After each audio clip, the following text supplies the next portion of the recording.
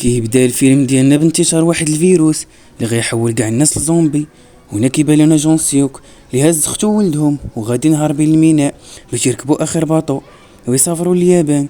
هما في الطريق دق لهم واحد الراجل وطلب منهم يهزوه هو ومراته وبنته، لكن سيوك غير شاف الدم في حوايجو موقفش ليه.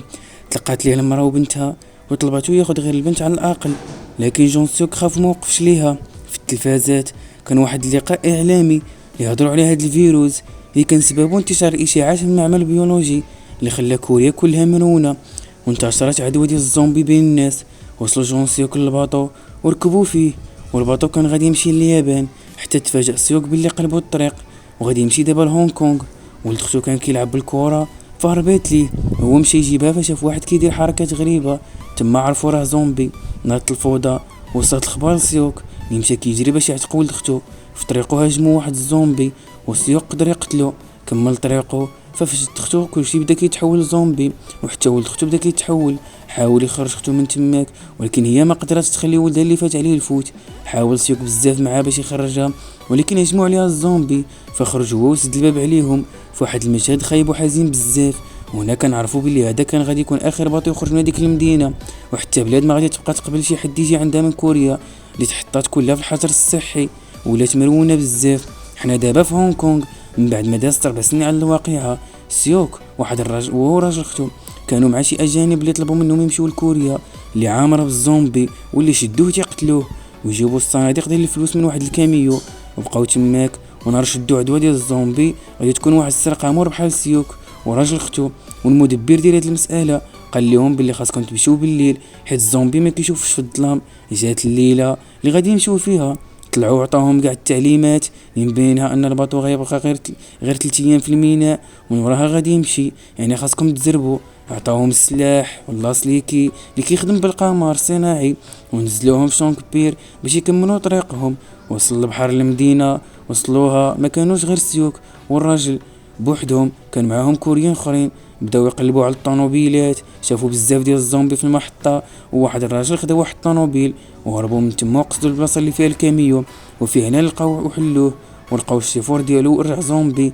طلع واحد منهم باش يحيدوه من تماك لكن داك الزومبي فاق وحاول يعذبهم. بداو كيتضاربوا خدموا الكلاكسون يدير ليهم كارثه. من بعد فوسط واحد الروينه كانت واحد البنت حاضيه من بعيد، قتلوا الزومبي نزلوا بشويه وهجم عليهم جيش ديال الزومبي. حاولوا يهربوا لكن الزومبي تبعهم من بلاصه بعيده. شي واحد رمى فلامات الجهه ديال الطونوبيلات اللي فيها سيوك، تما الزومبي تبعوا الطونوبيل فاعتق البنت وخرج منها سيوك سالم. لكن راجل ختو تجمعوا عليه وبدا سيوك كيتيري في كل واحد قرب ليه ولكن ما قدش عليهم كاملين فهرب. حتى طلقات ليه الطونوبيل كبيره لقاها واحد البنت ومعاها بنت صغيره اللي سميتها يوجين، ركباتو معاها وهربوا من تماك. واي زومبي طلقات ليه في الطريق كتضربو اما كتسمع غير ديك بوم. وبان مزيان انها مدربه على كيفاش تتعامل مع الزومبي بالطونوبيل وبقات حاميه راسها منهم. وصلوا لواحد النافق فوقفات ولقات بزاف ديال الزومبي تماك وكان خاصها تتعامل معاهم وتبعدهم. بدات يوجين بالطونوبيل صغيره ديال اللعب فيها الالوان وكتطلق واحد الاصوات اللي غريبه بزاف باش تشتت الانتباه ديالهم وتبعدهم على الطونوبيل. وهذا الشيء ماشي ساهل عليهم وخاصها تبقى مركزه وهي كتحكم حيت كتحكم في واحد الجيش ديال الزومبي ماشي غير بداك الطونوبيل الصغيره. ولكن يوجين قدرات تخرج داك الجيش من النافق وبقاو غير 3 ولا 4 ديال الزومبي. فدخلت فيهم الطونوبيل ومشات دخلت بيهم في الطونوبيل ومشات. وهنا كنشوفوا الزومبي مازالين مجموعين على الكاميو اللي فيه الراجل خط سيوك. شويه داز حداهم واحد الطونوبيل اللي فيها طوا بزاف تابعينها، وجات واحد الطونوبيل اخرى عامره بالرجال اللي كيقولوا ليها الوحده 631. نزلوا منها بزاف ديال الرجال وخداو الكاميو على اساس فيه الماكله، وهو حيت هو ديال السوبر ماركت وما كانوش عارفين راه فيه الفلوس ومشاو للمقر ديالهم. وهنا كنشوفوا السيوك سخفان وكان كيفيق في واحد الراجل كبير في العمر وهز عليه السلاح وكيقول الاحفاد ديالو بلي كيتسنى مكالمه مهمه من حلف الشمال الاطلسي، ولكن البطاريه ديال لاسليكي خاويه بزاف. ودخلت المهمه اللي سميتها يونغ وسولت على شكون هذا. شافت فيه وعرفتو بلي هو اللي داز عليها بالطونوبيل وهي وبنتها شحال هادي وما وقفش ليها. جبدات البطاريه وعطاتها لباباها وجبدات السلاح وقربته لعند سيوك فعاود ليها على قصته. ومن داك النهار اللي وصل فيه الباطو لهونغ كونغ وهنا كنشوفوا الوحده 630 وصلت للمقر ديالها وهبطوا الراجل خط سيوك اللي داوه معاهم. مشى واحد العسكري سميتو الكيميو باش يشوف الماكله اللي فيه، ولكن لقاو كله فلوس. مشى عند واحد سميتو وقال لي على داكشي اللي بقى. وعند سيوك هذيك العائله حاولت بزاف باش تواصل مع الوحده 630 باش يلقاو شي حل، ولكن حتى واحد ما رد عليهم وفقدوا الامل بزاف. سيوك قال لذاك المرا يونغ راه كاين جهاز لاسليكي في الكاميو اللي كانوا فيه. وهنا راجل خط سيوك خداوه وداو لواحد الحلابه وكتبوا عليه الرقم 61، ودخلوا حتى هو مع الرجال الاخرين اللي مكتوب عليهم الارقام. وكان داكشي غريب بزاف وكيبان عليهم باللي كيتعذبوا.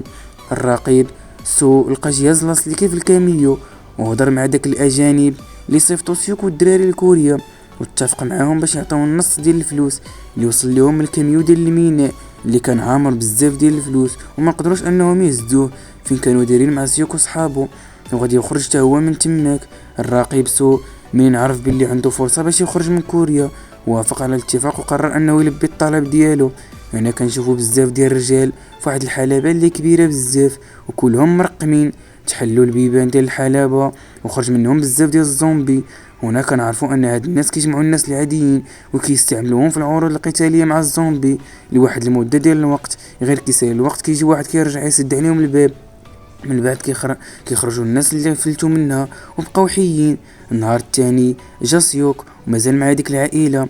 فاقو بدا كيهضر مع داك الراجل الكبير اللي قال ليه بلي غادي يدير المستحيل باش يخرج احفادو من هاد البلاصه سالمين وما وقع لهم حتى حاجه. وزاد قال باللي كاينه صديقه ديالهم اللي سميتها هاجين غادي تجي وتعتقهم. مشى سيوك عند يونغ وطلب منها تسامحو حيت ما وقفش ليه هذاك النهار، وقالت ليه باللي ماشي غير انت بوحدك اللي ما وقفتيش، راه دازو من قبلك 31 طوموبيل وحتى وحده ما وقفات. وجدوا راسهم وخرجوا مشاو للمقر ديال الوحده 631 باش يجيبوا لاسليكي. قدروا يدخلوا وشافوا الكاميو. وهنا كنشوفوا الرقيب كيقول للجمهور باللي غادي تبدا المعركه بين الزومبي والرجال ويمكن لهم يراهنوا عليهم بالليل كامل حتى الصباح. موراها مشى للبيرو ديالو وكان ناقب هونغ كيشرب معاه. حاول يخبي عليه لاسليكي باش ما يشوفوش وخليه يمشي، فعطاه القرعه ديال الشراب كلها. هوانغ استغرب كيفاش طلع كريم هذا النهار. دخل العسكري وبحال كان باغي يقول شي حاجه ولكن غير شاف هوانغ سكت. هوانغ حس باللي كاينه شي حاجه ماشي هي هذيك، ولكن تفكيره مشى بعيد وفكر باللي هاد كاين بيناتهم شي حاجه ومشاو خلاهم على راحتهم. هنا كنشوفوا سيوكو يونغ وصلوا للكيميو دخلوا ليه ولكن لقاو لاسليكي مهرش شويه.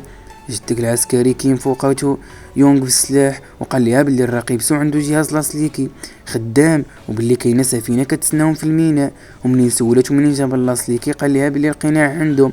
واحد المتشرد كان في داك الكاميو. سيوك سمعو عرف باللي كيهضر على الراجل اختو ومشى كيجري عنده باش يخرجوا من تماك. هنا جا تابع كامل الكاميو فشاف يونغ وتخاف عليها ولكن ما جاتش فيها، هي خدمات الكيميو وتحركات.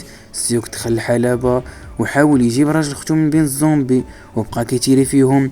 الزومبي اللي برا سمعوا الصوت والنقيب هوانغ شاف سيوك وحاول يتيري فيه ولكن جات غير في الراجل اخت سيوك وطاح. هنا دخلت يونغ عليهم بالكاميو ودخلت سيوك ومشات. تبعوهم الزومبي كتسمع الروينه نايضه فحاولت تكمل وهي كتضرب فيهم ولكن حيت كانوا كتار بزاف الكاميو وقفت الكاميو وقفت وهجموا عليهم. ولكن تما جات بنت يونغ وحاولت تشتت الانتباه ديال الزومبي هي وجدها بالفلامات وقدروا يهربوا منهم. وهما في الطريق شافوا الطوموبيلات تابعينهم وهادو كانوا الاتباع ديالهم. بقاو كيضربوا بالطوموبيلات في وسط الشارع والناقب هوانغ شعلهم جهد من جهات الكاميو اللي كيجيو ليها. الزومبي سيوك حاول يتصرف فهرس الضو اللي كان داير هوانغ وفجر بواحد الزومبي اللي كانوا حابسين في المحطه من مورا الزاج. ضرب الزاج بالرصاص وسيوك ويونغ تهناو منه فقربوا وصلوا للميناء. وجات واحد الطوموبيل اللي كبيره بزاف وزوينه وضربات الطوموبيل ديال بنت يونغ. جبد البنت وهددها بالسلاح والبنت صغيره خدمت الطوموبيل اللاعب ديالها وداتها جهه اخرى اللي كانوا كيتسمعوا فيها اصوات غريبه بزاف باش تشتت الانتباه ديالهم وتطلق البنت وتمشي بحالتها. في هذه اللحظه تيري في البنت الصغيره ولكن جدها حماها وجات فيه القرطاسه. وجات قرطاسه اخرى في راجل يونغ خد الكاميو ودخل بها للباطو ولكن غير شافوه عرفوا ان الفلوس كاينه تيراو فيه وقتلوه. بقى حاط رجلو على الكسيراتور ورجع الكاميو باللور وقف الباب ديال الباطو حاولوا يسدوه ولكن ما قدروش. الزومبي هجموا على الباطو وهناك اللي طايح في الارض وكيودع شويه جات واحد المروحيه وهبطات عندهم. يونغ طلب من سيوك ياخذ بناتها وهي غادي تتبع الزومبي عليهم. سيوك هز البنت الصغيره وبدا كيجري مع البنت الكبيره، ويونغ بدات كضرب بالسلاح وتبعد من الزومبي اللي تابعينها. داك الزومبي تبعها هي فطلعت للطوموبيل وخدمات الكلاكسون باش الزومبي يتجمعوا عندها ويقدروا يهربوا. غير وصلوا للمروحيه نزلت عندهم واحد المساعده البنت قرات سميتها ولقاتها هاجين اللي كانوا مجدين كيقولوا لها بلي غادي تجي تعتقهم، وما ما كانوش كيتيقوا. فطلبات من بنت تنادي على ماماها ولكن كان فات الفوت. وهنا يوم قرر ينتحر باش بنتها ما تحاولش ترجع لعندها باش ما تحولش لزومبي.